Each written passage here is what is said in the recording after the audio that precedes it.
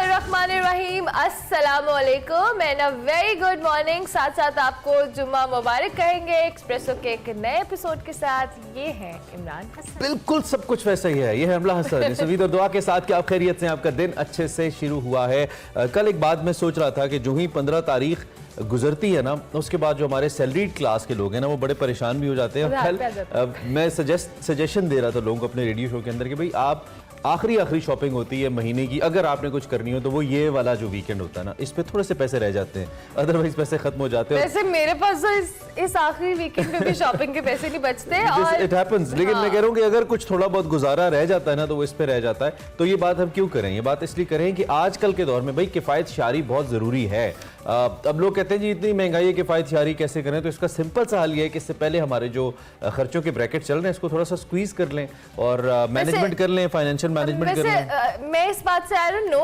Disagree तो नहीं कह सकती, लेकिन स्टिल बहुत दफा ये होता है कि आप अपनी क्वालिटी, वो जो अपनी ब्रैकेट होती है ना, उसके अंदर एडजस्ट करने की कोशिश में फिर कंजूसी वाले उसमें आ जाते हैं। और जितनी आप कंजूसी करते हैं, वैसे आजकल अगर थोड़ी कर भी लें तो कोई मसला नहीं है, जिस तरह के हालात चल रहे हैं। क्योंकि कल हमारे ऑफिस में एक साहब होते हैं, उन्होंने कहा जी मेरा 1,20,000 रुपए बिल आया है और मुझे नहीं पता कि वो कैसे पे करेंगे। अभी ऑन एयर थोड़ी बता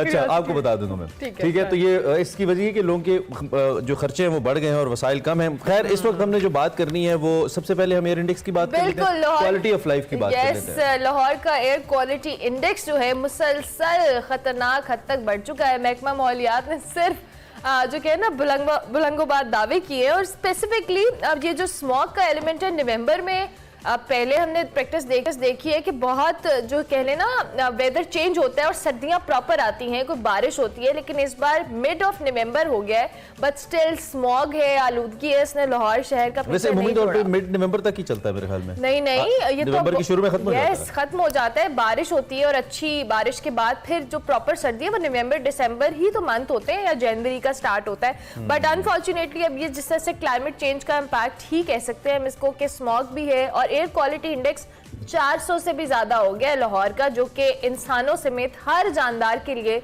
किसी भी खतरे से कम नहीं है। और कहा जाता है कि when it crosses 300 तो लाइफ पॉसिबल नहीं होती, उसके अंदर आपको शदीद किस्म की एहतियात की जरूरत होती है, और वो एहतियात ओबियसली हम पाकिस्तानी नहीं कर पाते। हमें तो लगता है कि हमारे जो लंग्स हैं, फेफड़े इस चीज़ के आदी हो गए हैं। अब वैसे कल मैंने पढ़ा था पंजाब हुकूमत कुछ इस बारे में इकदाम कर रही है। परवेज इलाही साहब ने कुछ फैसले किए हैं कि इस पे कैसे काबू पाया जाए। वो चीन से फ़ायदा उठाना चाहते हैं पंजाब हुकूमत के, हम चीन के साथ कोलैबोरेट करें, क्योंकि चीन ने इस पे काफ़ी हद तक काबू पाया है। वहाँ पे बहुत ज़्यादा स्मोक, वहाँ पे क्योंकि जहाँ पे पॉपुलेशन होती है वहाँ पे ये मसाइल होते हैं। एक जानब स्मोक ज़्यादा है, माहौल ख़राब है, तो दूसरी जानब मुख्तलिफ जानवरों का इंसानों के साथ पाया जाना इस बात का इंदिया है कि भाई यहाँ पे बड़ा साजगार माहौल है। हम आपको ये मनाजिर दिखा रहे हैं, ये किसी वाइल्ड लाइफ भी बनी हुई किसी फिल्म के नहीं है, डॉक्यूमेंट्री के नहीं है, ये सैदपुर विलेज इस्लामाबाद के मनाजिर हैं जो आपको दिखा रहे हैं। और यहाँ पे 4 से 5 चीते मुबैना तौर पर आबादी के आसपास पाएंगे। अमला हसन खबर सुनते हुए परेशान हो रही है। सुबह से खबर सुन रही थी, मुझे टेंशन हुई कि यहाँ पर चीते मौजूद हैं और लोगों को घरों में रहने की ताकीद की गई है कि मुबैना मौजूदगी है इनकी। और पुलिस भी कह रही है कि अफरा तफरी की कोई सिचुएशन नहीं है, लेकिन स्टिल आप लोग एहतियात करें, गैर जरूरी तौर पर घर से ना निकले। और स्पेसिफिकली अगर हम बात करें तो मस्जिदों के अंदर ऐलानात किए गए हैं कि लोग अपने घरों में रहें, क्योंकि ऑब्वियसली चीतों का इंसानों के दरमियान में रहना इट्स नॉट सेफ। कुछ दिन पहले मैंने एबटाबाद के हवाले से भी पढ़ा था कि वहाँ पे कुछ जानवरों को नुकसान पहुंचाया था ऑन सोशल मीडिया रेड। तो एक जानिब तो ये जो वाइल्ड लाइफ है इसको प्रोटेक्ट करना हमारी जिम्मेदारी है, और दूसरी जानिब फिर इसका होना आम शहरियों के लिए खतरे का भी बायस है। वी होप कि हमारा जो महकमा है वाइल्ड लाइफ का वो कोई इसका पॉजिटिव सोल्यूशन निकाले। लेकिन ये मैं आपको बताऊँ, ये जो ट्रेल 5 है ना इस्लामाबाद का, इस पे चीते के कदमों के निशान तो हमने खुद भी देखे। और जाए अगले रोज आगे शाम में थोड़ी आते हैं, वो रात में आते हैं, राहत की है। तो बहरहाल जी बी केयरफुल, जितने भी लोग सैदपुर में रहते हैं, यहाँ पर इस्लामाबाद के डिफरेंट ट्रेल्स पे जाते हैं। दूसरी जानिब हमें अच्छा भी लग रहा है कि wild life is still there Margalla hills के अंदर, तो इसको प्रोटेक्ट किया जाना चाहिए, but dangerous at the same time. Yes yes yes. तो हम आगे हमारे पास क्या है जी? बिल्कुल जी, सियाहती मकामात के हवाले से मौसम सरमा की बर्फबारी शुरू हो चुकी है। नेशनल डिजास्टर मैनेजमेंट अथॉरिटी ने मौसम सरमा के दौरान जो है मुल्क के सियाहती मकामात पर सियाहों की बड़ी तादाद के हवाले से ज़रूरी हिदायत जारी की हैं, क्योंकि ऑब्वियसली इस मौसम में बहुत सारे टूरिस्ट जो है इन इलाकों का रुख करते हैं और उसकी अनफॉर्चुनेटली पास्ट ईयर्स में हमने कुछ देखा है कि बहुत ही जो कह लें खौफनाक किस्म के हादसे हुए हैं। और NDMA ने मुख्तलिफ जो इदारे हैं और दीगर शराकतदारों को सियाहों की जो रहनुमाई है और उनकी सहूलत के लिए एक जो कह लें एडवाइजरी टाइप कोई चीज़ जारी की है। उन्होंने कहा है कि जी आप सियाहती मकामात पर अगर आप सफ़र करें तो प्रॉपर प्लानिंग स्ट्रैटेजी के साथ करें, पानी की बॉटल्स, खाने पीने का ज़रूरी सामान साथ लेके चलें। बर्फबारी में चूंकि गाड़ी के टायर्स होते हैं, उन पे चेन्स वगैरह का चढ़ाना होता है, तो वो भी आपके साथ होनी चाहिए कि खुदा ना खास्ता अगर आप बर्फबारी में स्टक होते हैं तो ये सारी चीज़ें आपके पास फॉर द सेफर साइड होनी चाहिए, ताकि आप बेहतर तौर पर वेकेशन को भी एंजॉय कर सकें और रह सकें। तो ये जो सारी सूरत हाल थी हमने सोचा आपके साथ शेयर की जाए, क्योंकि आप लोगों ने भी नॉर्दर्न एरियाज का रुख करना है। और आजकल तो इंटरनेट पे मौसम वगैरह सब कुछ अवेलेबल है, रहता है। जो हाईवेज हैं, मोटरवेज हैं, इनके ट्विटर हैंडल्स मौजूद हैं, इनकी हेल्पलाइंस मौजूद हैं, तो आप इनसे कंसल्ट कर लें, थोड़ी रिसर्च करके जाएंगे तो इंशाल्लाह आपको परेशानी नहीं होगी। हमने आपको बताना था हेल्पलाइन भी है, सॉरी हेल्पलाइन भी है, yes you can call on the helpline as well. So ये तो हमने बताया। इस वक्त मुल्क में घड़ी छड़ी और लॉन्ग मार्च का दौर है। आज की बड़ी खबर में देखते हैं।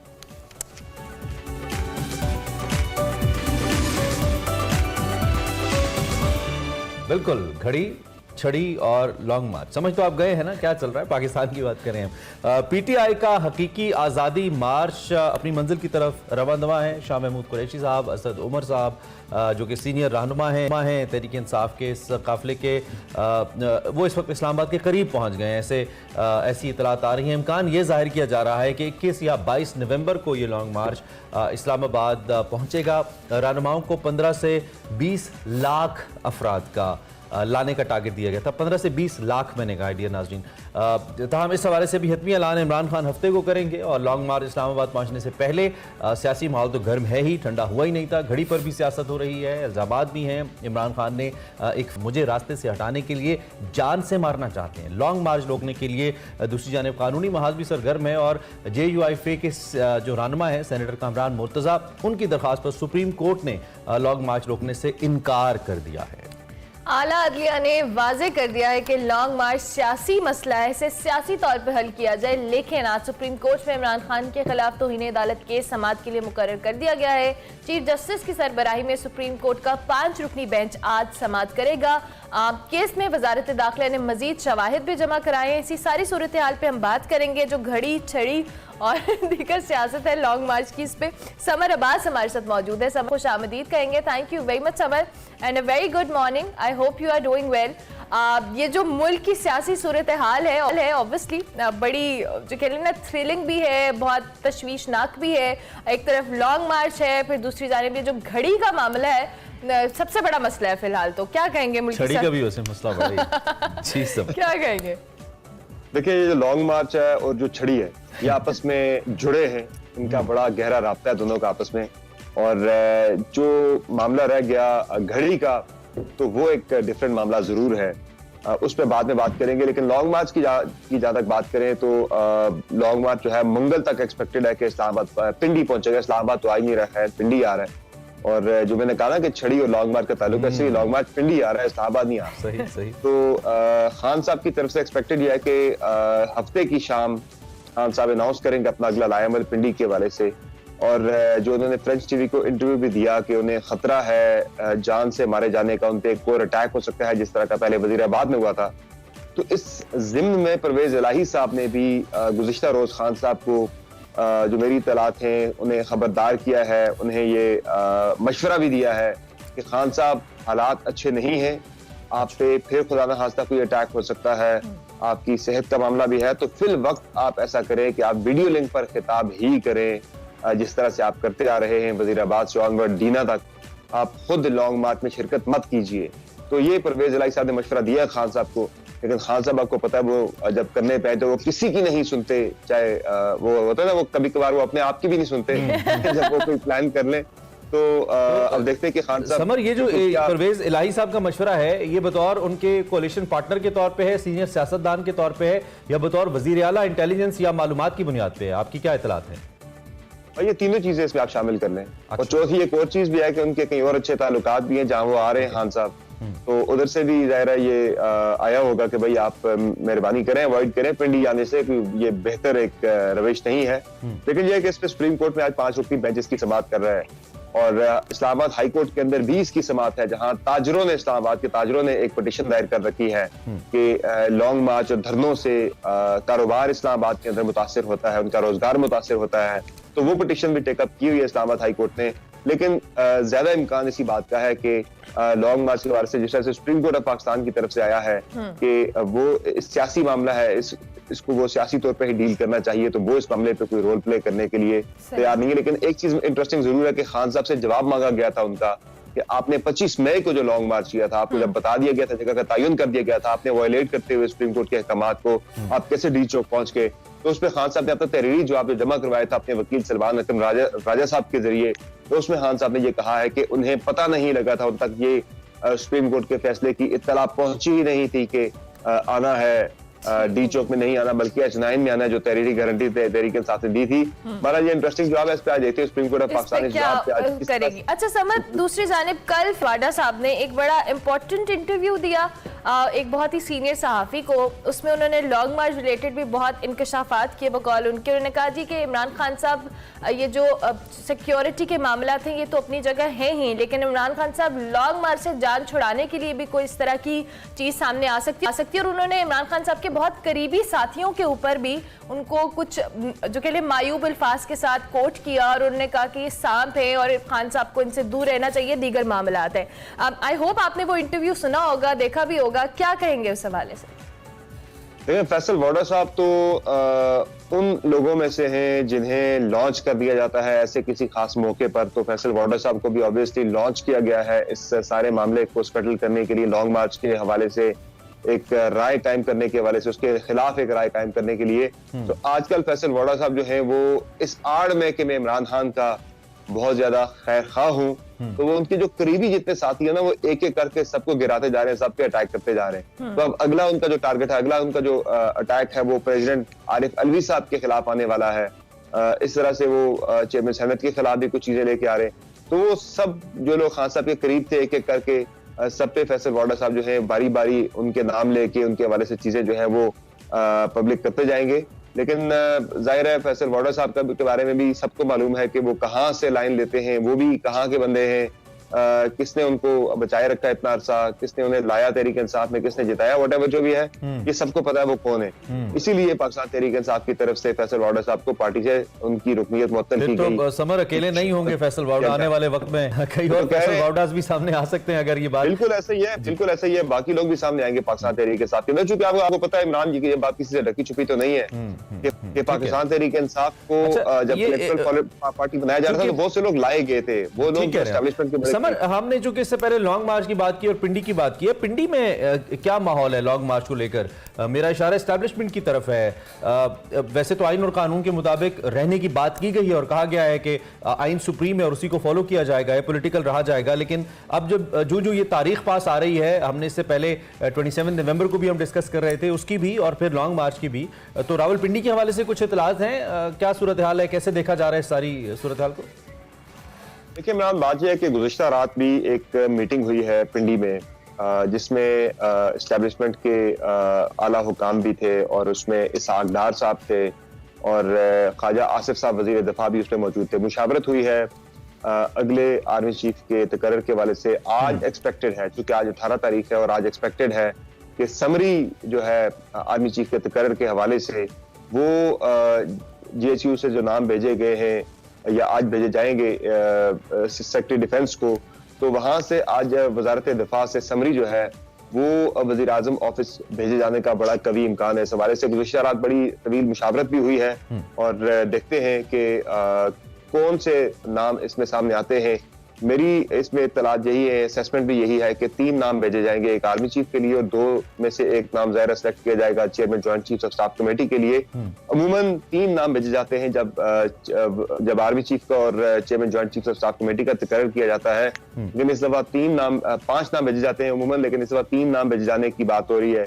कि 3 नाम ही आएंगे, ताकि 5वें नंबर पे एक नाम ऐसा आ रहा है कि जिससे पाकिस्तान तहरीक इंसाफ, जिससे नून लीग भी नहीं चाहती कि वो नाम समरी के अंदर भी ना आए तकर्री, तो जाहिर है वो नाम से वो ने काफी ज्यादा मसाइल भी है। बहरहाल वो मद्दे से राय की कोई बात हो रही है। लेकिन अब जो तैयारियां पिंडी के अंदर यही है, एक तो सिक्योरिटी के एतबार से अगर आप देखें तो GHQ की सिक्योरिटी बढ़ा दी गई है और इजाफी सिक्योरिटी के इंतजाम पिछले दिनों कर दिए गए थे जब खान साहब ने अनाउंस किया था कि उनका लॉन्ग मार्च पिंडी की तरफ आएगा, इस्लामाबाद की तरफ नहीं आएगा। पिंडी पहुंच के सबसे पहला बड़ा जलसा खान साहब की तरफ से किया जाएगा। एक्सपेक्टेड है कि मंगल को ये पिंडी पहुंचेगा, तो मंगल को पहुंचते हैं तो उसमें यही होगा कि पिंडी में बड़ा जलसा होगा जिसमें तमाम जो लॉन्ग मार्च के शुरा हैं वो पिंडी के अंदर ही गैदर होंगे आके, और वहां से फिर अनाउंस किया जाएगा इस्लामाबाद आने के हवाले से। क्योंकि जो बड़ा जलसा करना है वो इस्लामाबाद, उसकी 2 वजूहत है। इस्लामाबाद इसलिए नहीं कर रहे कि एक तो इस्लामाबाद पहुंचने में उन्हें ये डर है कि जब इस्लामाबाद पहुंच के बड़ा जलसा अगर करने की प्लानिंग करते हैं तो इस्लामाबाद पुलिस जो है वो शेलिंग करके यहाँ से रेंजर्स को लगा के, वजारत दाखिला के अंडर चुके rangers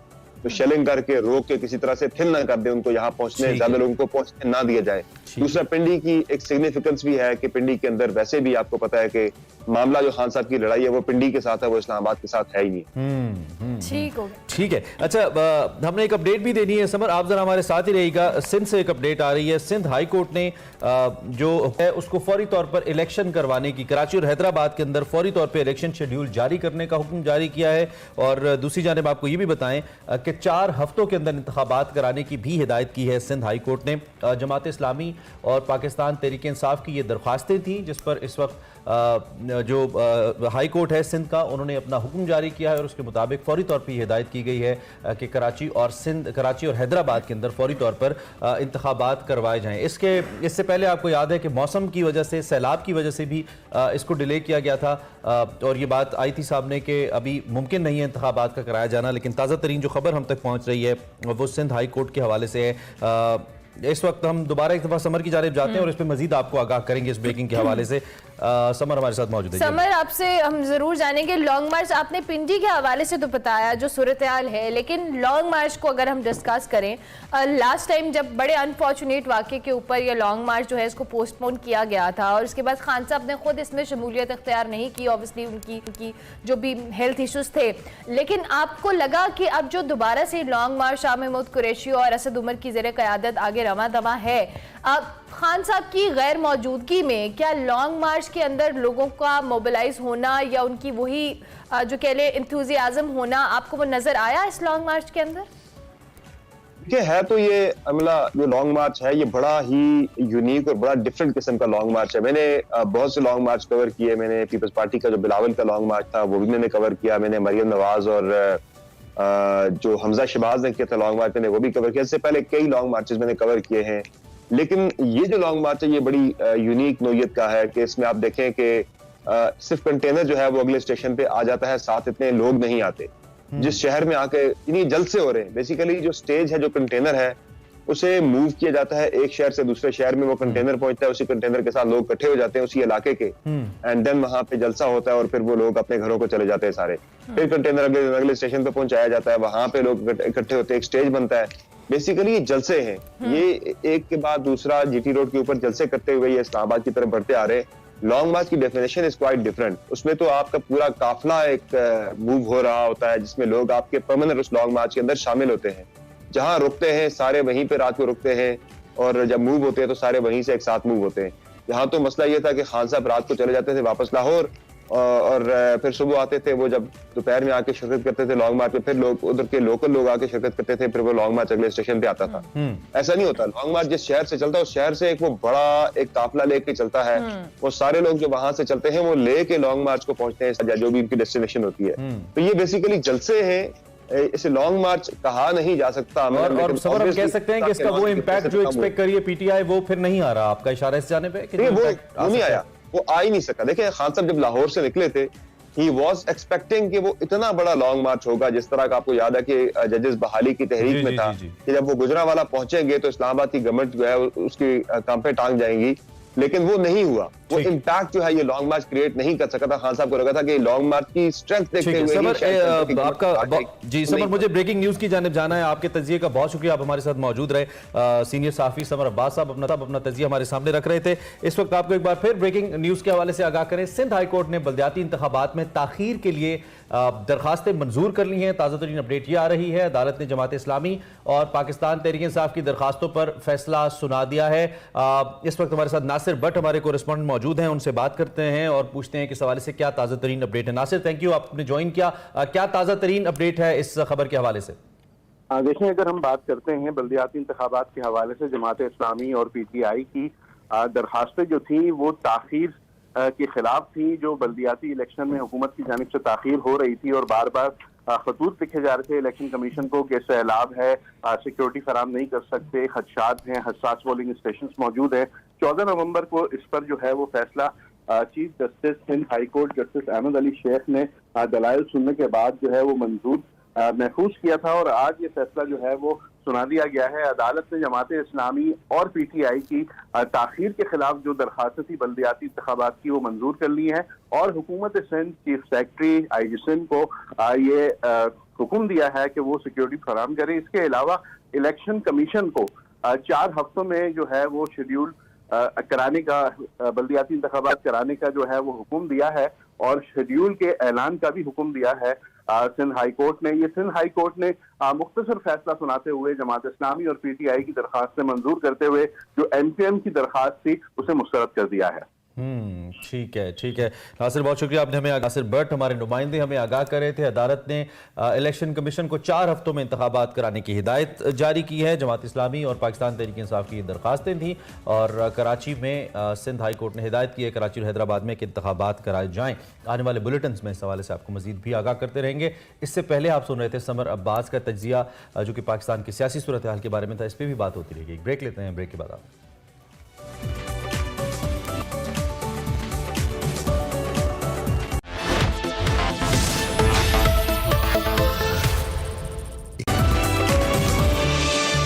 welcome back to Expresso. Break के बाद वापस आ चुके हैं और अब आपकी मुलाकात एक आर्टिस्ट से करवाएंगे। आयशा मुबारक अली इनका नाम है, पाकिस्तान की डिजिटल फ्यूजन टेक आर्टिस्ट हैं और इन्होंने इनका जो आर्ट है बेसिकली ये लोगों में जो पुरानी यादें हैं उनके लिए नए इमोशंस को जन्म देती हैं। ये एक अवार्ड याफ्ता आर्टिस्ट हैं आयशा और इन्होंने बहुत से मकामी और बैनुल-अक़वामी जो फनकारों के साथ मुख्तलिफ प्रोजेक्ट्स में काम किया है। हाल ही में कराची में जो मुनक्किद होने वाली बैनुल-अक़वामी आर्ट मेले कराची बनाले में आयशा ने अपना एक प्रोजेक्ट पेश किया और प्रोजेक्ट का नाम था सेंटिएंट ऑफ लाइफ। इस हवाले से इनको इस सेरेमनी के, इस फेस्टिवल के इख्तिताम में एक अवार्ड भी दिया गया। इसका पर्पस क्या था, जो इनका प्रोजेक्ट था, किस तरह से इन्होंने पोर्ट्रे किया अपनी क्रिएटिविटी को, आयशा से ही बात करते हैं। जी, आयशा हमारे साथ मौजूद है। आयशा, सबसे पहले तो आपको welcome, warm welcome, thank you very much, आपने हमें ज्वाइन किया and it's really interesting to know. मुझे लगता है कि ज़िंदगी के अंदर कुछ ऐसे वाक़यात होते हैं जो आपको इस किस्म की चीज़ें करने पे मजबूर करते हैं और साथ आप बहुत से लोगों को फिर इंस्पायर भी करते हैं टू डू सच स्टफ। अपने काम के बारे में हमें बताइए, आप कैसे इसको लेके चल रही हैं?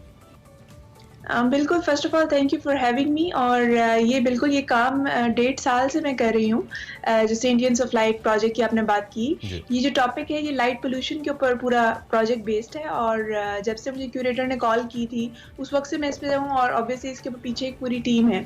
तो ये जो प्रोजेक्ट है, जैसे मैंने बोला 1.5 साल से ये इस पर काम कर रहे हैं। रिसर्च है और कॉस्ट्यूम डिज़ाइन है जिसको हम wearable art, digital wearable art कह के हम इसको एग्जीक्यूट कर रहे हैं। तो इसकी बहुत ज़्यादा लेयर्स हैं काम की, ठीक है। जैसे मैंने बोला पहले इसका एक रिसर्च का फेज गुजरा जिसमें ऑब्वियसली ये कॉस्मिक ट्राइब के साथ प्रोजेक्ट है और ओशी ब्राउनी के साथ प्रोजेक्ट है। रेयान थे जिन्होंने इसमें रिसर्च की, उनकी पूरी जो रिसर्च है लाइट पोल्यूशन के बारे में, ठीक है, वो पूरा एक हमने टाइम गुजारा और हमने एक स्पीशीज़ जो कि बायोडाइवर्सिटी में हमारे अराउंड है और जो अफेक्टेड है लाइट से, क्योंकि लाइट पोल्यूशन हमारी सिटी ऑफ लाइट में बहुत है।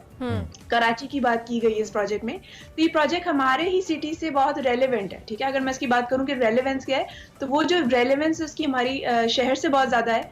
और जो थीम है इस दफ़ा जो कराची बनाले का था, collective imagination now in the net, जो फैसल अनवर ने ये थीम रखा था, तो उसको हमने एक तरह से उसके ऊपर एक अपना पर्सपेक्टिव दिया एज एन आर्टिस्ट। और क्योंकि इसमें जो रिसर्च थी उसको भी मैंने एक एंगल दिया, एक डिजिटल वेरेबल आर्ट का, और दूसरा ये कि इसमें जो पूरी रिसर्च है उसके थ्रू हमने इसको जो शक्ल दी वो हमने एक wearable art and at the end of the day इसको एक परफॉर्मेंस की शक्ल में जो ऑडियंस के सामने ये पूरा प्रोजेक्ट है। और उसमें मैंने जो मेरा जो इसमें रोल था वो था फ्यूजन टेक आर्ट, जो वेरेबल पीसेस हैं वो मैंने डिजाइन किया again based on actual scientific research of the species.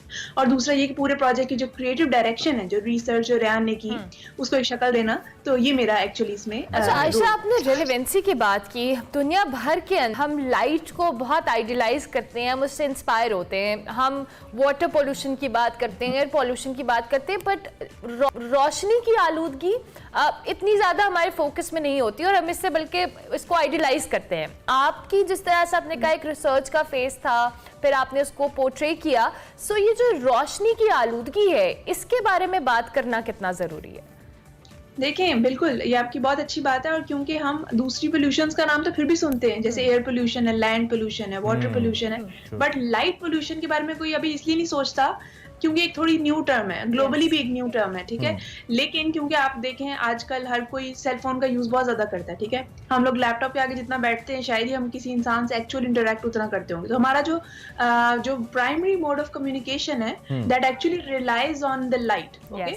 अब मैं अगर उसको आज के आइडिया से भी लिंक करूं कि हम लोग VR वर्चुअल रियलिटी हेडसेट्स पहनना शुरू कर दिए हमने, हम एक न्यू वर्ल्ड में जाना चाह रहे हैं, तो that is all good, but इसकी अवेयरनेस भी होनी चाहिए कि इसके प्रोज एंड कॉन्स क्या है। अगर आप एक चीज को लाइट का या वाइट लाइट का जो यूज है वो एक्सटेंडेड अमाउंट ऑफ टाइम के लिए कर रहे हैं तो आपकी हेल्थ पे कितना असर है। इसी तरीके से जो आउटडोर लाइटिंग है, ये सारी हमारी इसी रिसर्च का पार्ट है कि जैसे आउटडोर लाइटिंग है, जो हमारी वो जो ल्यूमिनेसेंस है उसकी सही है ये नहीं है, और उससे जो बाहर की आउटडोर स्पीशीज हैं उस पर क्या इफेक्ट पड़ा है, जो कि इस प्रोजेक्ट का बेसिकली मेन थीम था कि अगर टर्टल्स हैं, बैट्स हैं, फायरफ्लाइज हैं, मॉथ्स हैं, ठीक है, तो ये अब कहाँ है। फायरफ्लाइज पहले होते थे कराची में, अब हमें नजर नहीं आते। बैट्स माइग्रेट कर चुके हैं। तो ये एक छोटी छोटी चीजें जो हम बिल्कुल ध्यान नहीं देते अपनी एनवायरनमेंट में, और जो स्पीशीज अगर वो अफेक्ट हो रहे हैं हमारी आउटडोर लाइटिंग के डिजाइन की वजह से, विच इज नॉट फाइन, क्योंकि वो लाइट हर जगह फैल रही है, ना हमें स्टार्स नजर आते हैं और ना ये स्पीशीज प्रॉपर्ली रिस्पॉन्ड कर पाते हैं। तो आपकी अपनी आयशा,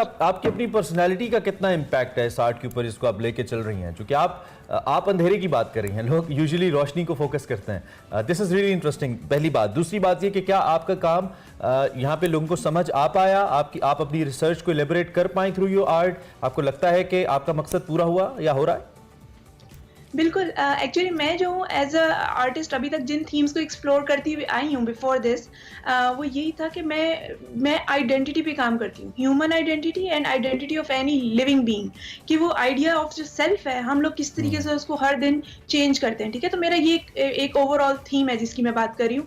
अब क्योंकि हम सोशल मीडिया और जैसे मैंने बात की आज के दौर की, कंटेम्प्रेरी प्रेजेंट की, तो उसमें हमारा आइडेंटिटी भी तो क्वेश्चन होती है ना कि आइडेंटिटी बनती किस तरह, like is it a collective identity और is it a personal identity. तो ये वाले जो क्वेश्चंस हैं वो आई थिंक इसी तरह एड्रेस हो सकते हैं अगर हम किसी तरह इन्वायरमेंट की बात करें। और दूसरा ये कि अगेन इसी का सब थीम ये है कि क्योंकि जो नेचर है और जो रोबोटिक्स है या जो हमारी मशीन लर्निंग है, जो उसमें बहुत एक डिस्कनेक्ट है, ठीक है। अभी हम उस तरफ जा रहे हैं बट हम पहुंचे नहीं हैं। तो हमारा जो परफॉर्मेंस है, जो आप देखेंगे, जो आपने बात की, जो ऑडियंस का रिएक्शन था, उनको बिल्कुल ये बात समझ आई कि ये जो आपके कैरेक्टर्स हैं उसके अंदर टेक लगा हुआ, टेक इंटीग्रेशन है, आर्डिनोज हैं, सेंसर्स है, जो अगेन रेहान का काम है ज्यादा, और सलमान थे, और बहुत हमारी एक्सटेंडेड कोलैबोरेटिव टीम थी इसके ऊपर जिन्होंने हेल्प किया इसको एग्जीक्यूट करने में। तो उसके अंदर लाइट्स और उसमें आर्डिनोज लगा के इस आइडिया को एग्जैजरेट करने का मकसद यही था कि जब लोग आए और फ्लैश लाइट्स के साथ इन कैरेक्टर्स को एक्सप्लोर करें, like they were all having the flash lights, idea वो सेंटिएंट्स, जो कि ये स्पीशीज का हमने नाम रखा है कि they are sensitive to the idea of life. Excellent यार, एक्सीलेंट, जबरदस्त। आयशा, आपका कॉन्सेप्ट, आपका आइडिया और आपका पर्पस, तीनों चीजें बहुत इंस्पायरिंग हैं। वो wish you very best of luck. Thank you so much. आप जैसे आर्टिस्ट को पाकिस्तान की जरूरत है जो अपने आर्ट के जरिए मुख्तलिफ टॉपिक्स को हाईलाइट कर रहे हैं और इसके हवाले से अवेयरनेस फैला रहे हैं। आयशा मुबारक अली हमारे साथ मौजूद थी, उनसे हम बात कर रहे थे। अभी हम एक ब्रेक लेंगे, ब्रेक के बाद हाजिर होंगे।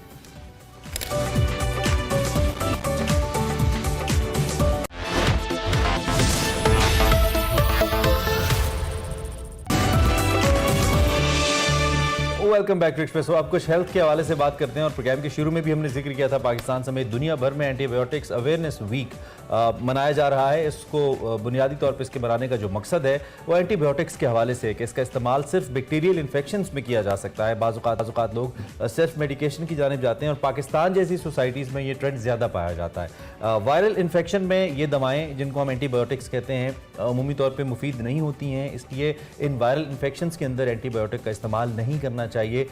जैसे नज़ला है, फ्लू है, दीगर ऐसी बीमारियां जो अमूमी तौर पे चलती रहती हैं हमारे साथ, बहुत लोग ज़रूरत से ज़्यादा या ज़रूरत के बगैर इसका इस्तेमाल कर लेते हैं और इससे आपकी जो अपनी मज़ाहमती क़ुव्वत होती है अपनी बॉडी के अंदर वो कमज़ोर होती चली जाती है और इसका बड़ा नुकसान होता है। WHO ने खबरदार किया है कि पाकिस्तान में जो एंटीबायोटिक्स का बेदरेग इस्तेमाल है ये जारी है और इसके बेदरेग इस्तेमाल से जो जरासीम है इसमें उन अद्वियात के खिलाफ मज़ाहमत बढ़ रही है। इस ट्रेंड को कैसे तब्दील किया जाए, इससे अवेयरनेस कैसे ली जाए, इसी पे हमने बात करी। बिल्कुल, डॉक्टर मेमूना इरशाद हमारे साथ मौजूद हैं, consultant internal medicine and infection disease, उनको हम खुशामदीद कहेंगे। Thank you very much doctor Maimuna. सबसे पहले तो ऑब्वियसली आज ये जो वीक मनाने का पर्पस भी ये है, हमारे यहाँ सेल्फ मेडिकेशन की वजह से हम एंटीबायोटिक्स का बहुत ज़्यादा इस्तेमाल करते हैं और हमारा जो इम्यून सिस्टम है या इम्यूनिटी है उनके खिलाफ वो वीक हो रही है। क्या कहेंगे इस हवाले से?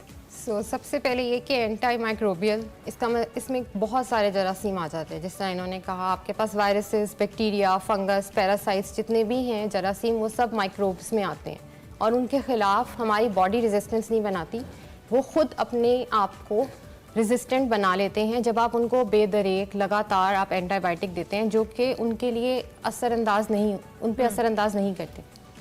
अब आप नॉर्मली देखें, जिस तरह आपका फ्लू है, जिस तरह अब आपको नॉर्मल फ्लू है, जब आप भी किसी जनरल फिजिशियन के पास जाते हैं तो वो आपको सबसे पहले एंटीबायोटिक देगा, उसके बाद आपको वेट करवाएगा। अब नॉर्मली भी आपका फ्लू का जो होता है टेन्योर वो 4 to 5 डेज होता है। उसमें ही आप एंटीबायोटिक खाते हो, अगर आप नहीं खाओगे तो वो आपका वैसे भी ठीक हो जाएगा बिना एंटीबायोटिक के।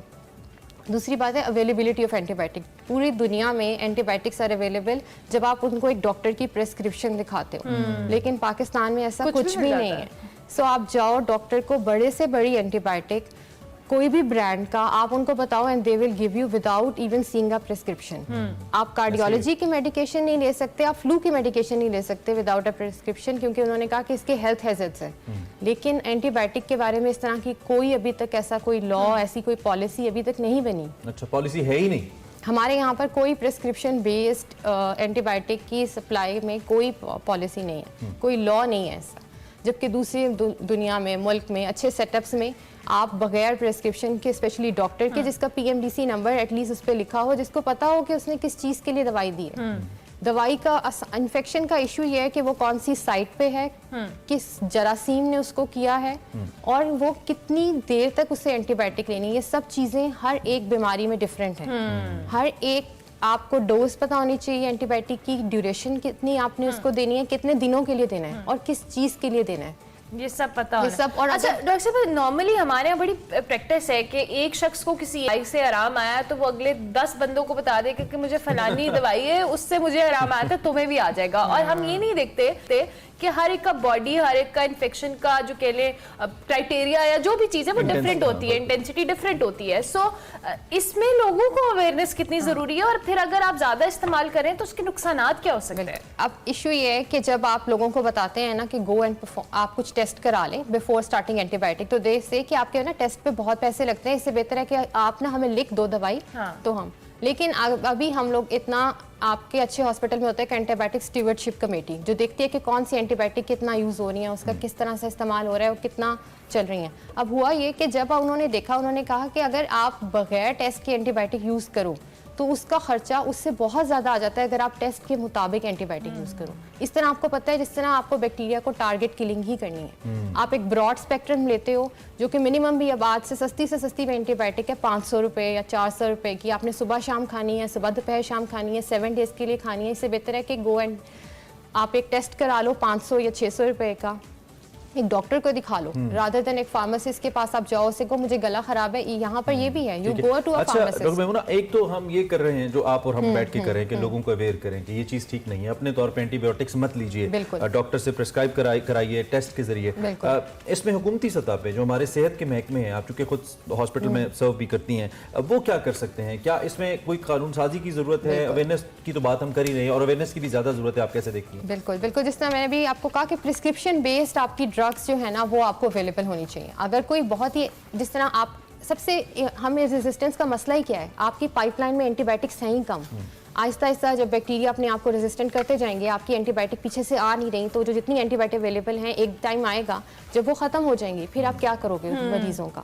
तो जो हॉस्पिटल को चाहिए कि वो एक ऐसी कमेटी बनाए जो कि एंटीबायोटिक की यूजेज को चेक करे कि, और अच्छे सेटअप्स इस तरह से होता है कि वो आपको बुलाते हैं और वो बगैर इन्फेक्शियस डिजीज़ के परमिशन के कुछ एंटीबायोटिक हैं जो कि दुनिया में बहुत ज़्यादा एंडेंजर्ड हैं, जो ख़त्म हो रही हैं, जो आपको बहुत ही हाई रेजिस्टेंट ऑर्गेनिज्म के लिए चाहिए, वो बगैर एक डॉक्टर के जो कि इन्फेक्शियस डिजीज के बगैर वो नहीं दे सकते, चाहे वो फार्मासिस्ट है चाहे वो डॉक्टर है। दूसरी बात ये कि प्रिस्क्रिप्शन बेस्ड पॉलिसी आपकी होनी ही चाहिए ताकि दवाइयाँ। अच्छा डॉक्टर, उन्हें एट द एंड लोगों को डराएं प्लीज, हमारे कहने में डराएं कि अगर आप एंटीबायोटिक का इस्तेमाल करते हैं और बेदरेक करते हैं और सेल्फ मेडिकेशन करते हैं तो उसकी आपकी हेल्थ के ऊपर कितने शदीद नुकसान हो सकते हैं। अगर मैं एक पेशेंट हूँ और मैंने एक एंटीबायोटिक लिया और मुझे उससे वो जरासीम था ही नहीं, लेकिन मेरे अंदर क्योंकि जरासीम अपने आप को मारना नहीं चाहता, एवरीवन वांट्स टू सर्वाइव, उसने अपना ऐसा मैकेनिज्म बनाया, रेजिस्टेंस होगी, अगली दफ़ा जब मुझे उस एंटीबायोटिक की ज़रूरत होगी मेरा जरासीम उससे नहीं मरेगा,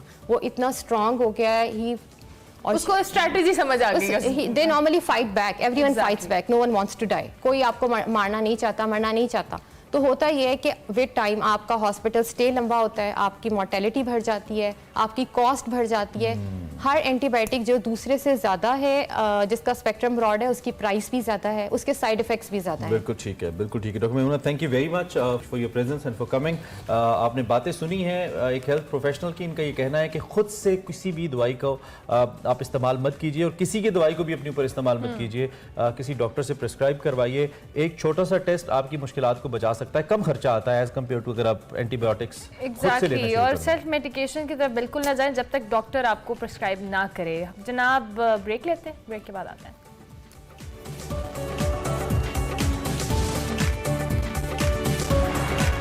welcome back to Expresso programme के दूसरे हिस्से में आपको खुश आमदीद कहेंगे। इस घंटे में हमारे पास बहुत कुछ है जो हमने आपके साथ शेयर करना है, लेकिन लाहौर में एक जो तकरीब हो रही थी जो कल बहुत ही सोशल मीडिया पर हाईलाइट हो रही थी, वो साबिक क्रिकेटर इंजमामुल हक साहब की बेटी की शादी हुई और साबिक और मौजूदा क्रिकेटर्स ने शिरकत की और इस तकरीब को यादगार बनाया। इस तकरीब में इंजमामुल हक साहब की जो बेटी की शादी की तकरीब थी लाहौर में हुई और इसमें शाहिद अफरीदी, मोहम्मद हफीज, शाहीन शाह अफरीदी, बाबर आजम भी देखे जा सकते हैं और इसके साथ साथ दीगर प्लेयर्स ने भी शिरकत की और ये कुछ विजुअल्स हमने कहा आपके साथ शेयर किए जाए। बाबर आजम को बड़ा प्रोटोकॉल मिला जब वो आए, सारे लोग उनको देख रहे थे।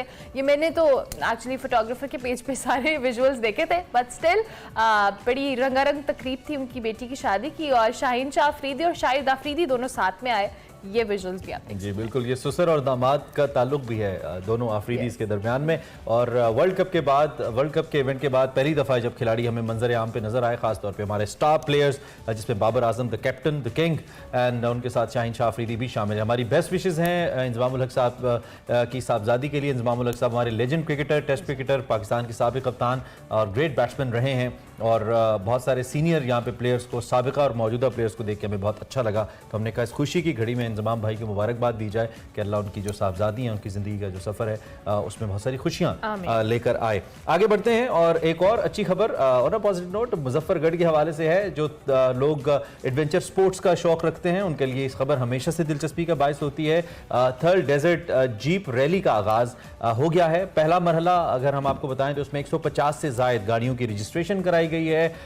इन रेसर्स में साहिबजादा मोहम्मद अली सुल्तान है, नादिर मगसी हैं जो कि ओबियसली इस हवाले से जाने जाते हैं। यहाँ पे घुड़सवारी और नेज़ाबाजी के मुकाबले भी हैं। 19 नवंबर को मर्दों ख़वातीन की स्टॉक कैटेगरी के मुकाबलों के साथ साथ कुछ कबड्डी के मैचेस भी होंगे और 20 नवंबर को मर्दों ख़वातीन की प्रीपेड गाड़ियों के मुकाबले होंगे। इसके साथ लोगों की तफरीह के लिए मुख्तलिफ रंगारंग प्रोग्राम्स को भी यहाँ पे इनेकाद उनका किया गया है, जिनमें म्यूजिकल नाइट है, आतिशबाजी है, फूड स्ट्रीट में बच्चों के लिए झूले भी लगाए गए हैं। तो ये तो रैली जो है और जीप रैली ऑब्वियसली पूरी दुनिया में बड़ी हाईलाइटेड रहती है पाकिस्तान को लेके, तो इसका आगाज हो रहा था, हमने सोचा आपके साथ शेयर किया जाए। ये थी जी खबरें, और एक और खबर भी हमारे पास, वो है चीनी सदर ने जो कैनेडियन प्राइम मिनिस्टर हैं, वजीर आजम है जस्टिन ट्रूडो, उनको थोड़ा नाखुशगवारी का इजहार किया उनके साथ। और एक रोज़ पहले उनकी मुलाकात जो हुई थी उसकी जो तफसीलात है मीडिया पर आने पर जो चीनी सदर है वो खासे भरम हुए। उन्होंने कहा कि ये जो बातें आपने मीडिया और अखबारों को दी हैं तो हुई नहीं थी।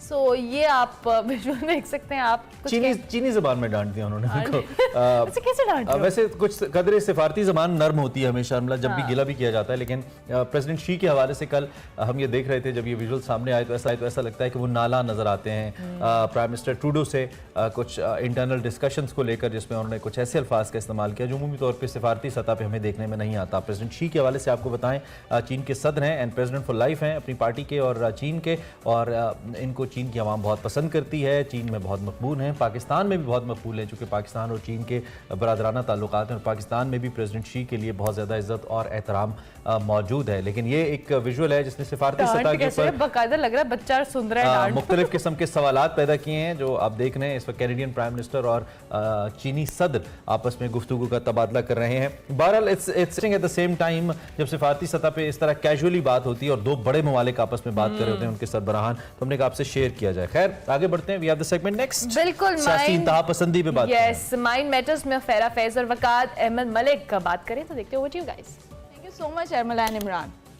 नाज़रीन, सियासत जो है वो बेसिकली मुल्क और उसके लोगों के हालात को बेहतर बनाने और इसकी गवर्नेंस को बेहतर बनाने का नाम है। और सियासत की जो बेसिक डेफिनेशन है उसमें जितनी भी पॉलिटिकल पार्टीज़ हैं वो आपस में एक हेल्दी कंपटीशन करती हैं ताकि एट द एंड जो मुल्क है या मुल्क के जो बसने वाले लोग हैं उनको फ़ायदा पहुंच सके।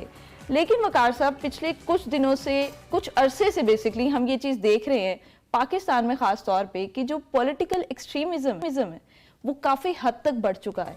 एक दूसरे को ब्लेम किया जाता है, एक दूसरे के ऊपर एलिगेशंस लगाए जाते हैं, कैंपेन्स चलाई जाती हैं।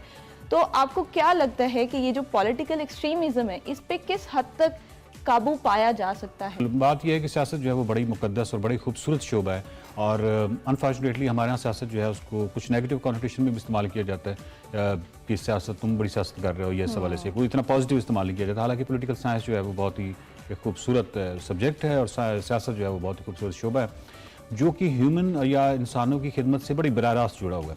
पाकिस्तानी सिनेरियो में अगर आपने ये सवाल पूछा है कि पॉलिटिकल एक्सट्रीमिज़म जो है पाकिस्तान के हवाले से, डेफिनेटली वो हमने पिछले कुछ अरसे से देखा है कि वो बहुत ज़्यादा होता चला जा रहा है और बाहमी एहतराम और बाहमी मामलात जो हैं वो बहुत ही यानी कंप्रोमाइज़ हो रहे हैं। लेकिन अब ये है क्या है, बुनियादी तौर पर अगर हम साइकोलॉजी के पर्सपेक्टिव में देखें तो जेनोफोबिया हम कहते हैं किस आप ग्रुप्स होते हैं, आप दुनिया में अगर 190 ममालिक हैं तो आप यूँ समझें कि 190 ग्रुप्स हैं यानी साइकोलॉजी के पर्सपेक्टिव में। इसी तरीके से ग्रुप्स के जो ग्रुप्स हैं उनमें से हर ग्रुप के अंदर विद इन बहुत सारे ग्रुप होते हैं, लेकिन वो जो ग्रुप है, वो जो दूसरा ग्रुप है वो उसको वो एनिमी तस्वुर करते हैं। मिसाल के तौर पे हम हो सकता है कि पड़ोसी जो मुल्क है उसको हवाले से हमारा ये हो कि वो दुश्मन है, तो उस ग्रुप का हर मेंबर जो है वो हमारा हम दुश्मन के तौर पे परसीव करेंगे। ठीक है। लेकिन पॉलिटिकल एक्सट्रीमिज्म बढ़ जाता है और जो ग्रुप के अंदर जो ग्रुप्स हैं वो अगर इस हद तक एक्सट्रीम व्यूज लेके आ जाएं कि जिसकी वजह से वो उसके अंदर एक जेनोफोबिया पैदा होना शुरू हो जाए। जेनोफोबिया क्या है? एक स्ट्रेंजर का या एक अजनबी का या एक स्ट्रेंजर का खौफ है जो कि इररेशनल है, गैर अकली है ऑफ कोर्स। लेकिन ये गैर अकली खौफ जो है वो ग्रुप के अंदर जब विद इन ग्रुप्स में पैदा होना शुरू हो जाता है तो उस ग्रुप की अपनी एग्जिस्टेंस को खतरा लाक हो सकता है। तो ये इतनी सीरियस चीज़ है। अगर हम देखें कि ग्रुप के अंदर जो हमारे ग्रुप्स हैं उसमें से हर जो सब ग्रुप है वो दूसरे ग्रुप को या दूसरे ग्रुप के मेंबर को गद्दार से कम टाइटल नहीं दे रहा। गद्दार एक्सट्रीमिस्ट हैं बहुत ज़्यादा। एक्सट्रीमिस्ट है, यानी गद्दार कौन होता है या मुल्क दुश्मन कौन होता है? जनरली हमारा ये होता है कि जो मेजर ग्रुप होता है वो दूसरे ग्रुप के बारे में तो ये कह रहा होता है, लेकिन ग्रुप के अंदर कोई ऐसे ग्रुप्स या ग्रो पैदा हो जाए जो एक दूसरे को ये वाला टैग या लेबल करना शुरू कर दें, तो उससे क्या होगा कि उससे वो पोलराइजेशन जो है वो शदीद बढ़ेगी, लेकिन इससे उस ग्रुप की अपनी एग्जिस्टेंस को भी खतरा होगा। तो अब मैं इसको अगर सहल ज़बान में कह दें तो ये पाकिस्तान के अंदर जितनी पॉलिटिकल पार्टीज़ हैं अगर वो इतने एक्सट्रीम व्यूज़ लेंगी कि वो गद्दार से कम या इवन जो मजहबी ग्रुप होते हैं तो आपको पता है कि उनके अंदर जो दूसरे को किया जाता है तो वो एक्सट्रीम व्यू लिया जाता है। एक्सट्रीम व्यू क्या होता है कि मतलब काफिर का, ठीक है, कि आप काफिर से मुराद है कि आप इस ग्रुप में एग्जिस्ट ही नहीं करते, आप बाहर हैं। अच्छा, इसी तरीके से जब आप पॉलिटिकल एक्सट्रीम में चले जाते हैं, ये डॉगमा या जिसको हम जामिद ख्याल कहते हैं, यानी आप किसी जगह पे रुक गए, एक पॉलिटिकल पार्टी का एक वर्कर है, वो उसके फॉलो कर रहा है, फॉलोअर है, वो वहाँ पे रुक गया है और वो इतना रुक गया है, इतना उसका जहन जामिद हो गया है कि जो उसको कहा जा रहा है कि ये जो बाकी ग्रुप है या दूसरे जो ग्रुप हैं ये गद्दार हैं, इन्होंने मुल्क बेच दिया है, ये मुल्क दुश्मन है। अच्छा, सेम जो कंटेंट है वो इस ग्रुप का इस साइड से आएगा तो ये पोलराइजेशन बढ़ेगी और ये जो एक्चुअली ग्रुप है जिसके ये सब ग्रुप हैं उसकी एग्जिस्टेंस को फिर खतरा हो सकता है। यानी ये कोई बहुत ही नेगेटिव चीज़ है। ठीक है। अच्छा वकार साहब, अगर हम इसी पर्सपेक्टिव में बात करें, क्योंकि आजकल जो सबसे बेसिक टूल है वो सोशल मीडिया है, लेकिन एक ऐसा ग्रुप है, जैसे आप ग्रुप्स की बात करें तो एक ऐसा ग्रुप है जो कहता है कि ये एक न्यू नॉर्मल है सोशल मीडिया पे किसी भी पार्टी को या किसी भी हुक्मरान को ट्रोल करना या उसके ऊपर तनकीद करना। लेकिन एक दूसरा ग्रुप है जिसको ये लगता है कि इस पूरे सिनेरियो में सोशल मीडिया जो है वो मेन एलिमेंट है जो पॉइजनस साबित हो रहा है इन तमाम तर चीज़ों को ट्रिगर करने में। तो आपको क्या लगता है कि जो ग्रुप ए है जिसको लगता है इट्स न्यू नॉर्मल वो ठीक है, या ग्रुप बी जिसको लगता है सोशल मीडिया मेन किरदार अदा कर रहा है वो ठीक? अगर आप सोशल मीडिया को भी इस तरह इस्तेमाल करेंगे और किसी टाइम पे एक वक्त में, जिस तरीके से किसी भी मुल्क की आप मिसाल दे सकते हैं, मैं आपको अपने मुल्क की भी मिसाल दे सकता हूँ कि जहाँ पे बहुत सारी जगहों पे करप्शन जो है वो नॉर्म्स में तक चली गई है। मिसाल के तौर पे अगर आप कहते हो कि यार ये मैं काम नहीं करना चाहता, तो हो सकता है कि वो जो जिस महकमे में आप हैं वो आप उनके लिए एक एलियन हो जाए कि ये तुम कैसी बात कर रहे हो कि ये काम तुम कैसे नहीं करना चाहते। मतलब ये तो एक नॉर्मल चीज़ है, ये करप्शन तो एक नॉर्मल बात है। तो ये एक नॉर्म्स में इस तरह चीज़ें शामिल हो जाती हैं। अगर आप सोशल मीडिया को इस तरह इस्तेमाल करेंगे तो हर वो चीज़ जो कि बुनियादी तौर पर हमने बहुत ही तवील एक मुसाफत जो एवोल्यूशन की है या इंसानी तजर्बे की है, उनसे जो चीज़ें सीखी हैं उसको बिल्कुल अपोजिट होगा, वो रिजल्ट भी बिल्कुल उसी तरह अपोजिट ही देगा, ऐसा नहीं हो सकता।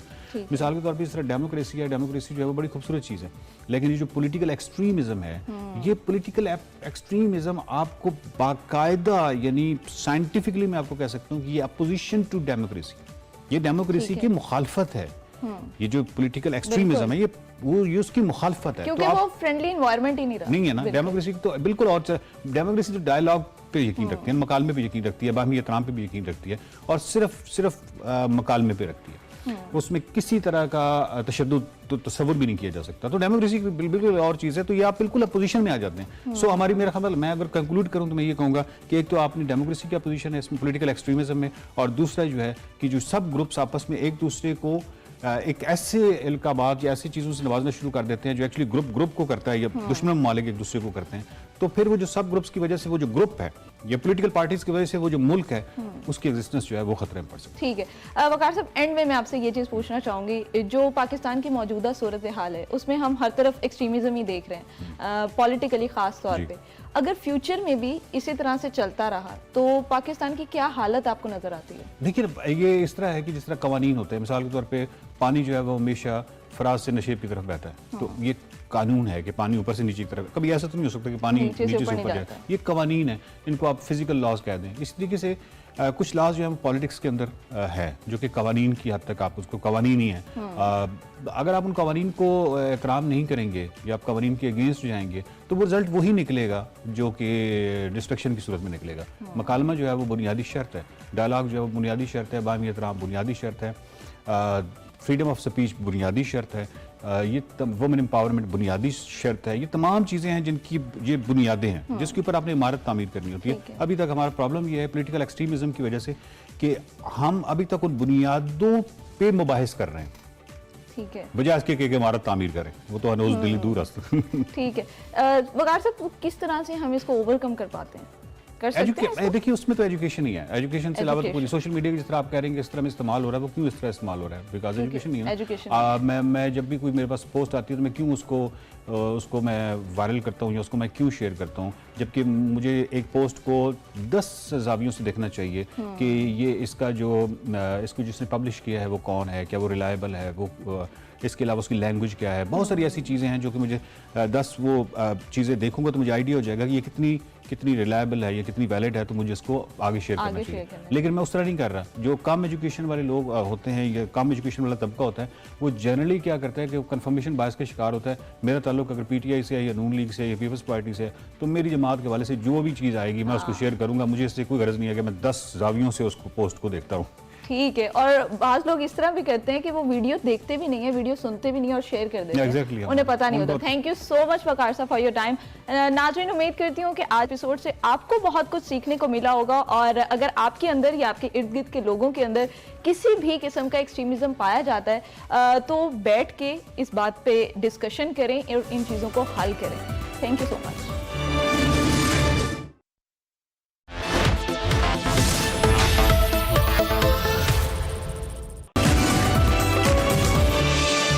Welcome back to Expresso. बात करेंगे कुछ शहर कायद की। तो कराची में एक बार फिर स्ट्रीट क्राइम में खौफनाक हद तक इजाफा हो गया है। सिंध सरकार और पुलिस क्रिमिनल्स के सामने बिल्कुल बेबस नजर आ रही है।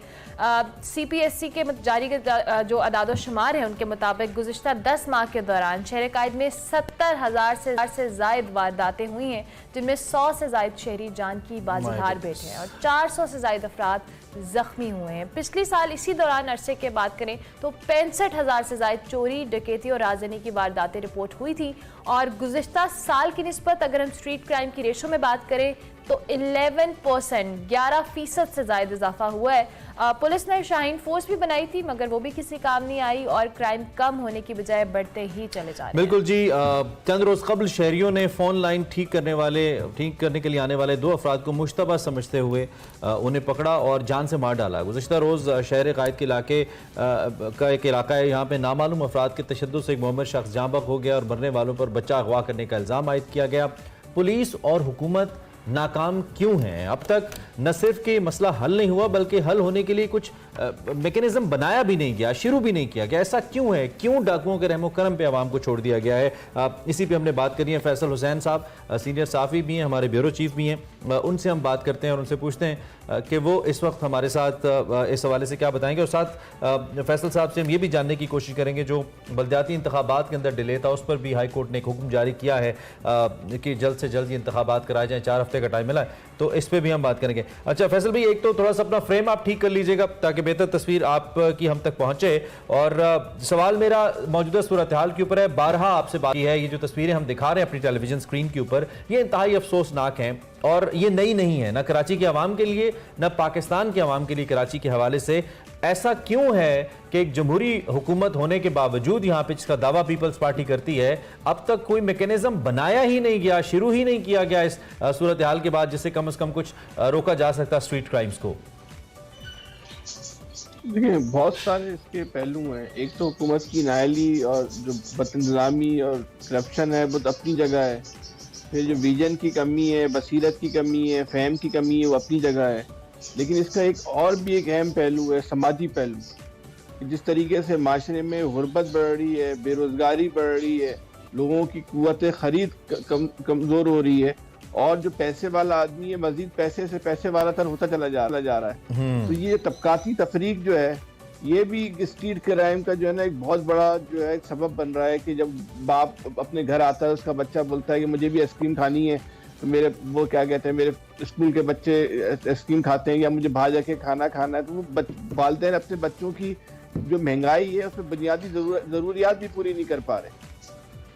तो इसका एक समाजी पहलू भी है। तो ना हम इसके इंतज़ामी पहलू पर तवज्जो दे रहे हैं, ना हम अपनी नाअहली को ख़त्म करने को तैयार हैं, ना हम अपनी करप्शन को ख़त्म करने को तैयार हैं, ना जो समाजी इसके मसाइल हैं उस तरफ कोई फोकस है। तो माशरा मजमूई तौर पे जो है ना इन्हिताज पजीरी का शिकार है। रियासत मजमूई तौर पे जो है फेलियर होने की तरफ बढ़ रही है। अफराद, कौम सब जो है वो आहिस्ता आहिस्ता जो है वो तबाही की तरफ जा रहे हैं। कोई एक ऐसा शोबा नहीं है कि जिसको हम बोले कि यहाँ जो है बेहतरी पैदा हो रही है। जो माशरे की जितनी भी जो शोबे हैं, जितनी भी इकाइयाँ हैं, सब जो है वो इन्हिताज पजीरी का शिकार है। तो एक माशरे को, एक इंकलाब की सोसाइटी को, जिस माशरे में हम जिंदा है, इसको एक इंकलाब की ज़रूरत है। जो मौजूदा जो निज़ाम है, बेसिकली निज़ाम नाकाम हो चुका है। ये निज़ाम जो है वो ना आम आदमी के हालात को बेहतर कर रहा है, ना ये निज़ाम जो है वो माशरे की खराबियों को दूर कर रहा है, ना ये निज़ाम जो है हुकूमत को इस बात पे मजबूर करता है कि वो हुकूमत जो है वो मेरिट पे काम करे, इंतज़ामी सलाहियतों को बेहतर बनाए। तो बेसिकली जो सिस्टम है वो ये सिस्टम का फेलियर है, डेफिनेटली है। और फैसल साहब, आप और हम बार बार बात भी करते हैं, अब कराची इतना बड़ा शहर है अब इतने रिसोर्सेज हैं, एक इंडस्ट्रियल हब है, लेकिन स्टिल वहाँ पर स्ट्रीट क्राइम जैसे मसाइल, मेरे ख्याल से ये बाद की बात होनी चाहिए, लेकिन फिलहाल अव्वलीन मसला वहाँ पे स्ट्रीट क्राइम का है। लोगों की जानों की सिक्योरिटी नहीं है। अगर वो सड़क पे जा रहे हैं, किसी को कोई पता नहीं कब उनके साथ किस तरह की वारदात हो जाए। अगर ये सिस्टम इस चीज़ में नाकाम हो रहा है तो इसमें कोई ना कोई सोल्यूशन तो होना चाहिए। देखिए, दुनिया में हर मुल्क का एक शहर ऐसा होता है जो उस मुल्क का जो है ना वो लैंडमार्क होता है। वो उसका दारुल हुकूमत, दारुल खिलाफा नहीं होता, लेकिन उस मुल्क का लैंडमार्क होता है। तुर्की का इस्तांबुल है, अमेरिका का जो है वो न्यूयॉर्क है, या चीन का जो है वो शंघाई है। तो पाकिस्तान का जो लैंडमार्क है वो कराची है। कराची की तरक्की जो है वो पाकिस्तान की तरक्की है। कराची की मजबूती पाकिस्तान की मजबूती है। कराची का अमन पाकिस्तान का अमन है। कराची का इस्तेकाम और कराची के लोगों की जो है माशी ताकत जो है वो पाकिस्तान की माशी ताकत है। लेकिन ये सोच पूरे पाकिस्तान में नहीं है। ये पाकिस्तान के हुक्मरानों में ये सोच नहीं है। पाकिस्तान के हुक्मरान जो है उसका मसला ये है कि वो नविश्ता एतबार भी नहीं पढ़ सकते। हमें एक ऐसी लीडरशिप की जरूरत है जो 50 साल के बाद की प्लानिंग कर सके, 100 साल की बाद की प्लानिंग कर सके। लेकिन हम जो है बहैसियत एक कौम के भी और हमारी हुकूमतें भी वो डे टू डे बुनियाद पे जो है वो अफसर चलाना चाहती है कि आज का दिन निकालो किसी तरीके से, अच्छा, आज के मसाइल को हल करो। फैसल हुसैन, क्या ये भी एक प्रॉब्लम है, हम इस पे पहले 12 बात कर चुके हैं, वो कराची की ऑनरशिप का है कि कराची की कोई ऑनरशिप नहीं लेता है, खास तौर पे हुकूमत और वो जमातें या वो स्टेक होल्डर्स जिन्होंने कराची चलाना है, दे थिंक डिफरेंटली। जैसे हम मौजूदा हुकूमत पीपल्स पार्टी की है, लेकिन कराची में मैंडेट इस वक्त तहरीक इंसाफ का है।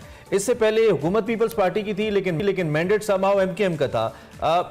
ये जो ऑनरशिप का मसला है, क्या ये अपनी जगह पे मौजूद है? और अब जो मौजूदा आने वाले दिनों में इंतखाबात होने वाले हैं, जिसमें अवाम के पास बहरहाल एक हक मौजूद है कि वो उसको इस्तेमाल करें, तो क्या अवाम तब्दीली ला सकते हैं बल्दियाती इंतखाबात के जरिए? इतना एम्पावर्ड बल्दियाती सिस्टम हो सकता है कराची का कि कम से कम अगर जिसके पास इख्तियार हो उसको इस्तेमाल भी कर पाए और अवाम का कुछ भला हो?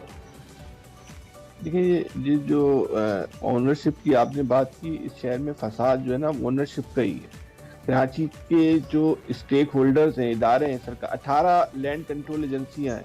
इस शहर में 18 इदारों का कानून चलता है। सड़क के एक तरफ एक कानून है, सड़क के सामने दूसरा कानून है, उसकी अगली गली में कोई तीसरा कानून है।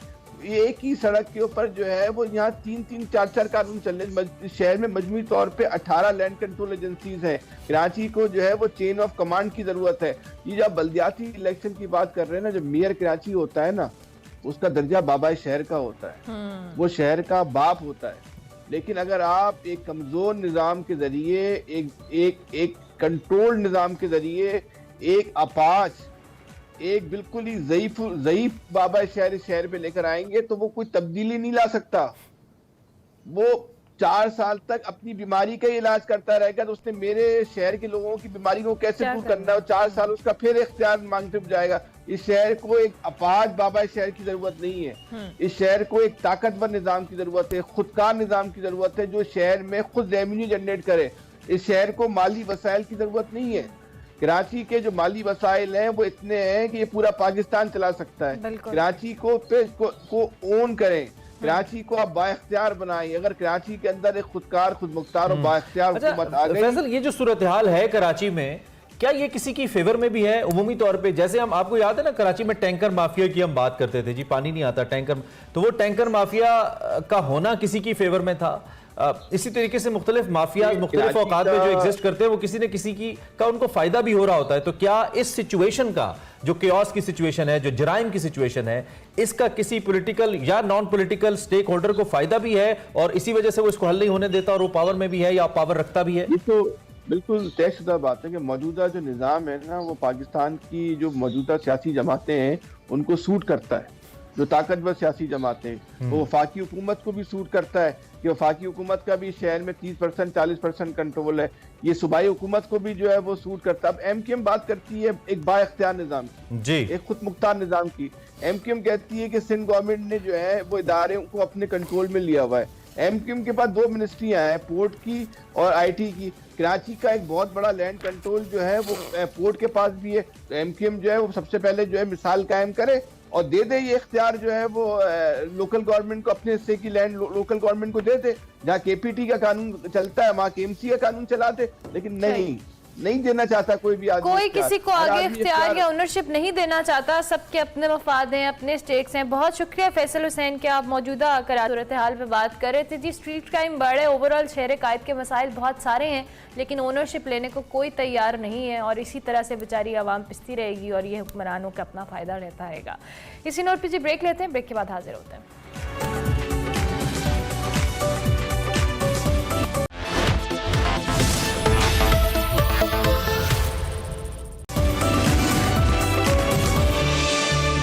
Welcome back to Expresso. हम बात कर रहे हैं इस दफ़ा, बल्कि आपकी मुलाकात करवाते हैं, वक्त हुआ चाहता है आपसे मुलाकात करवाने के एक्सप्रेसो हीरो से, क्योंकि दुनिया भर में कहीं भी पाकिस्तानी हो, पाकिस्तान के अंदर या पाकिस्तान से बाहर, अगर वो कुछ भी आउटस्टैंडिंग कर रहे हैं तो हमारी कोशिश होती है कि उनको आपके सामने लाया जाए और उनसे बात की जाए, उनकी अचीवमेंट्स को आप तक पहुँचाया जाए, एक ताल्लुक़ बनाया जाए। इस वक्त हमारे साथ अतिया अमीन साहिबा मौजूद हैं। ये एक ब्रॉडकास्टर भी हैं, एक एंकर के तौर पे भी काम कर चुकी हैं। अपनी ज़िंदगी के अव्वलीन दिनों के अंदर स्पोर्ट्स से बड़ी गहरी वाबस्तगी इनकी रही है, खेलती भी रही हैं और बतौर ब्रॉडकास्टर भी, हॉकी हो, क्रिकेट हो, विमेन एम्पावरमेंट के हवाले से थ्रू स्पोर्ट्स इनका बहुत बड़ा रोल है। आजकल ये अमेरिका में मुकीम है और बतौर किंडर टीचर काम कर रही हैं और वहाँ पे इनको एक अवार्ड भी दिया गया out of thousands of people, Kinder care के ऊपर इनको अवार्ड भी मिला है, जो कि बड़े एजाज़ की बात है। इनके लिए तो है ही, साथ हमारे लिए भी है, चूँकि हमारी पाकिस्तानी फेलो हैं तो हमने सोचा कि इनको इन्वाइट किया जाए। अतिया अमीन साहिबा हमारे साथ मौजूद है, हम आपको खुश आमदीद कहेंगे। बहुत शुक्रिया मैडम के। मैं बिल्कुल ठीक हूँ, thanks for having me here. Thank you so much for coming. सबसे पहले तो आपके जर्नी को हम ज़रूर जानना चाहेंगे। बड़ा डाइवर्स किस्म का जर्नी रहा और माशाल्लाह बड़ी वर्सेटाइल तरीके से आपने स्पोर्ट्स के अंदर, टीचिंग के अंदर, ब्रॉडकास्टिंग के अंदर अपना नाम, तो ये जर्नी स्टार्ट कैसे हुआ? मैंने जो स्टार्ट किया ना, अगर मैं कहूँ कि women empowerment started from me, if I just talk about little community of mine. जब मैंने शुरू किया था तो ना स्पोर्ट्स में कोई इतना लड़कियां जा सकती थी बाहर, ना हॉकी ना cricket. So coming out on the street, लोगों को, लड़कियों को लाना, मेरे माँ बाप ने मेरी बहुत हेल्प की, my parents were big support for me.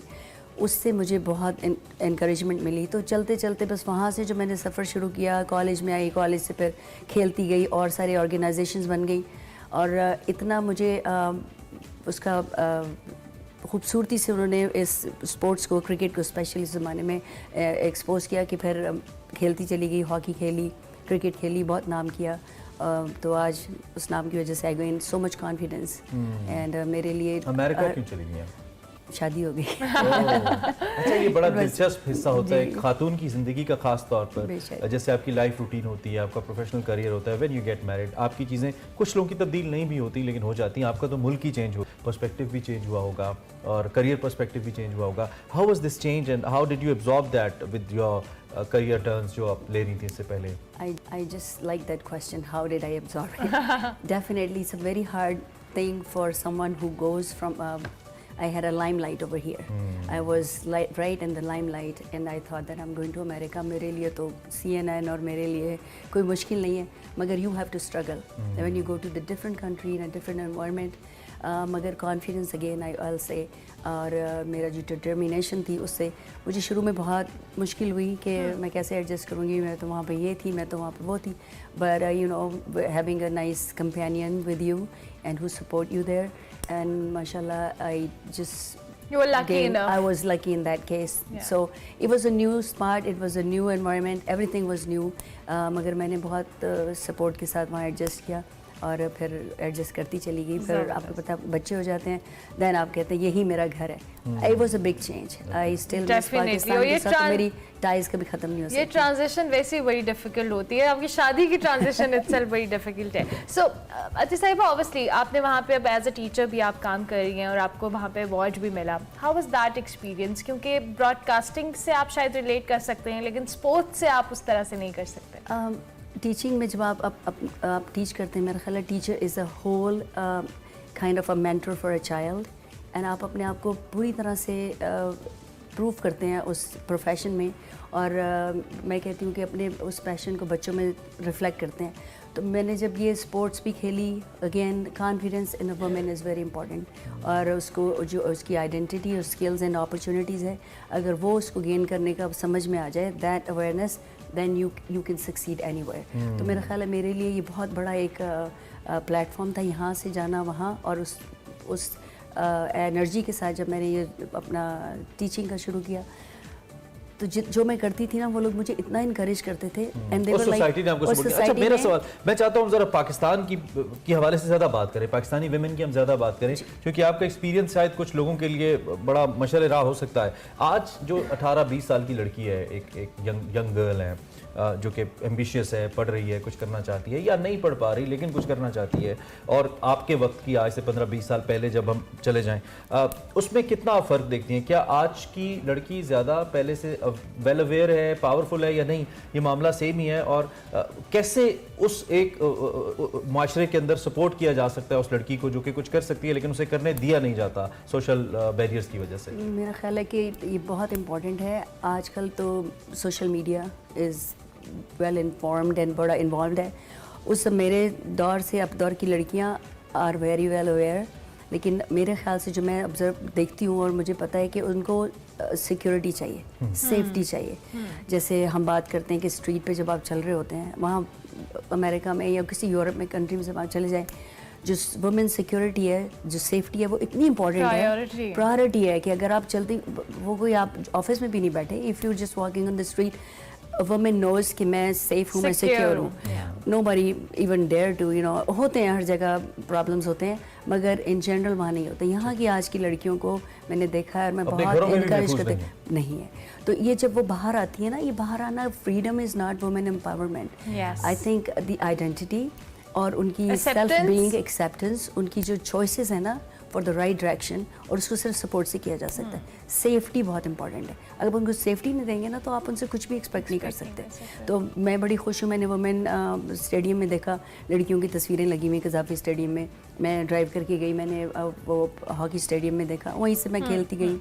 तो it was a very energetic kind of like view for and new concept for me, कि अब लड़कियों को इतनी अवेयरनेस है और हमारे मुआशरे में अवेयरनेस आ रही है। अच्छे से, मैं सॉरी मैं इंटरप्ट कर रही हूँ, आपने भी स्पोर्ट्स की बात की, हॉकी की बात की, क्रिकेट की बात की। आपने जैसे कहा कि उस वक्त लड़कियाँ स्पोर्ट्स में इतना नहीं आती थी। अनफॉर्चुनेटली अब हमारी क्रिकेट हो या हॉकी हो, ख़वातीन की रिप्रेजेंटेशन तो है, लेकिन शायद उनकी वो जो के लिए एक पावर है, या जिस तरह से हम मेंस क्रिकेट टीम या हॉकी टीम की बात करते हैं, उस तरह से ख़वातीन को आपको लगता है कि रिकग्निशन मिलती है स्पोर्ट्स के अंदर? पता है, इसके लिए जनरली हमारी सोसाइटी का, हमारी कम्युनिटी का इमेज जो है ना, वो चेंज करना पड़ता है। हो रहा है सब कुछ, आई लाइक इट, मैं देखती हूँ उनको, वो खेल रही, मेरी फ्रेंड्स हैं इसकी, मैं कोचेस हैं, मैनेजर्स हैं, और सब कुछ दे रहे हैं वो, मगर जो वो ओपन एक एक्सेप्टेंस है ना, on the big minds, क्योंकि हमें एजुकेट करना पड़ता है कम्युनिटी को। And future is bright. अगर हम ये सारी चीज़ों को, इन टॉपिक्स को वुमेन फोरम करें, वहाँ पे उनको बताएं कि देखो ये आपकी टीम्स हैं, लड़कियों को गेम्स में आगे जाना है, पढ़ाई में आगे जाना है, और बिजनेसेस में आगे जाना है। टाइम टेकिंग प्रोसेस, क्योंकि हम जिन डेवलप ममालिक की बात करते हैं, उन कौमों ने बड़ा वक्त लिया इन चीज़ों को समझने के लिए, और एक हिस्ट्री उसके पीछे भी।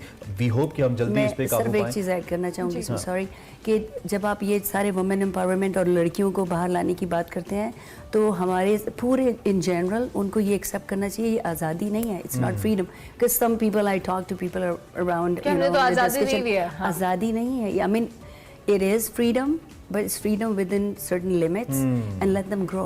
ठीक है, अब बहुत सीरियस बातें होंगी। हमें मालूम है कि आप अपनी अवाइल दिनों के अंदर करियर के स्टार्ट में गाती भी नहीं है, आपको शायरी के एल्बम पे भी काम किया आपने। ये हो नहीं सकता कि हम आपको कैसे जाने दें। सो कुछ अगर आप हमारे देखने वालों के लिए any one single two lines. मेरा एक डिवोशनल सॉन्ग है जो मुझे बहुत पसंद है, और उस पर मैं काम भी कर रही हूँ, क्रिकेट की टीम के लिए गाया था।